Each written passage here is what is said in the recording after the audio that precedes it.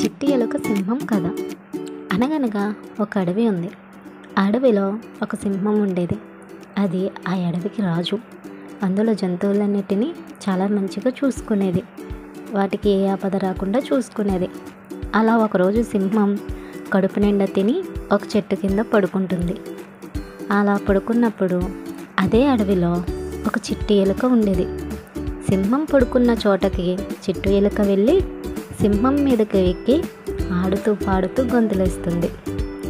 ఆ ఎల్లరికి సింహంకి మెలకు వచ్చి చిట్టి ఎలుకను పట్టుకొని గట్టిగా గర్జిస్తుంది.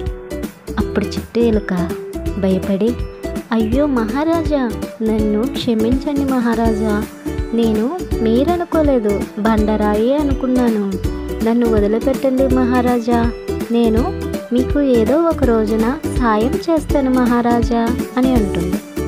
ఆ మాటకి సింహం నవ్వి, ఏంటి, నువ్వు నాకు సాయం చేస్తావా, సరే సరేలే వెళ్ళు అని వదిలేస్తుంది. ఆ మాటకి చిట్టి ఎలుక చాలా బాధపడుతుంది. సరేలే, ఏదో రోజు చూద్దాం అనేసి చిట్టి ఎలుక అక్కడి నుంచి వెళ్ళిపోతుంది. ఒకరోజు ఒక వేటగాడు అడవిలో ఒక చెట్టు కింద జింకలకు వల వేస్తాడు. ఆ విషయం తెలియక సింహం అటుగా వెళ్తూ ఆ వలలో చిక్కుకుంటుంది.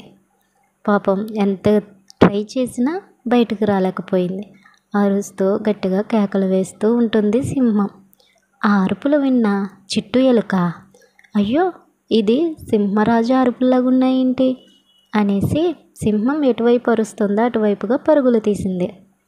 అలా చూసినప్పుడు చిట్టి ఎలుక, అయ్యో సింహరాజా, మీరు ఏంటి వలలో చిక్కుకున్నారు, మీకు ఆపద, నేనున్నానుగా, మీకు ఏమీ కానియను, నేను మీకు సాయం చేస్తాను మహారాజా అని సింహం ఉన్న వల మీదకి ఎక్కి తన చిన్న చిన్న పళ్ళతో కరిగిస్తుంది.